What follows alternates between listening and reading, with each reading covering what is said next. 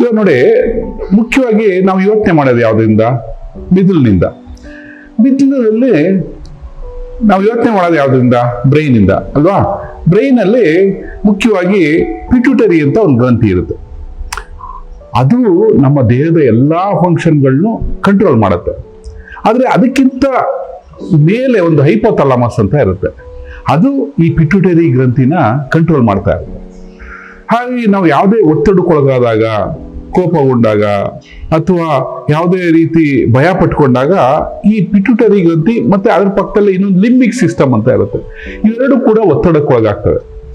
ಆ ಥರ ಒತ್ತಡಕ್ಕೊಳಗಾದಾಗ ನಮ್ಮ ದೇಹದಲ್ಲಿ ಬಹಳಷ್ಟು ಏರುಪೇರಾಗುತ್ತೆ.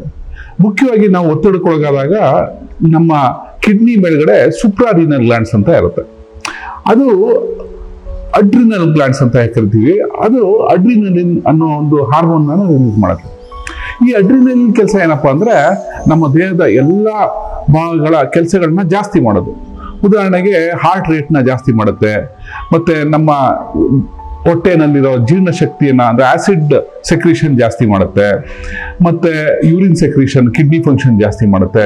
ಇದೆಲ್ಲ ಯಾಕಾಗುತ್ತೆ ಅಂದ್ರೆ ಅದು ಅನ್ಕೊಳ್ಳುತ್ತೆ ಇದೇನೋ ಎಮರ್ಜೆನ್ಸಿ ಬಂದ್ಬಿಟ್ಟಿದೆ, ಇವ್ರಿಗೆ ಎಮರ್ಜೆನ್ಸಿ ಆಗಿ ನಮ್ಗೆ ಅಧಿಕವಾಗಿ ಆಹಾರ ಬೇಕು, ಗಾಳಿ ಬೇಕು, ಹಾಗೆ ಉಸಿರಾಟ ಜೋರಾಗುತ್ತೆ, ಟೆಂಪರೇಚರ್ ಜಾಸ್ತಿ ಆಗುತ್ತೆ. ಇದೆಲ್ಲ ನೀವು ನೋಡಿರ್ತೀರ. ನಿಮ್ಗೆ ಯಾವ್ದಾದ್ರು ಒತ್ತಡಕ್ಕೊಳಗಾದಾಗ, ತಕ್ಷಣಕ್ಕೆ ಯಾವುದೋ ಒಂದು ಆಕ್ಸಿಡೆಂಟ್ ಆಯ್ತು, ನೀವು ಹೋಗ್ತಾ ಇರ್ತೀರ, ಅವಾಗ ಏನಾಗುತ್ತೆ? ಎದೆ ಬಡ್ತ ಜೋರಾಗಿರುತ್ತೆ, ಬಾಯೆಲ್ಲ ಒಣಗ್ತಾ ಇರುತ್ತೆ, ಮತ್ತೆ ಎದೆನಲ್ಲಿ ಒತ್ತದಂಗೆ ಆಗ್ತಾ ಇರುತ್ತೆ, ಉಸಿರಾಟ ಜೋರಾಗಿರುತ್ತೆ.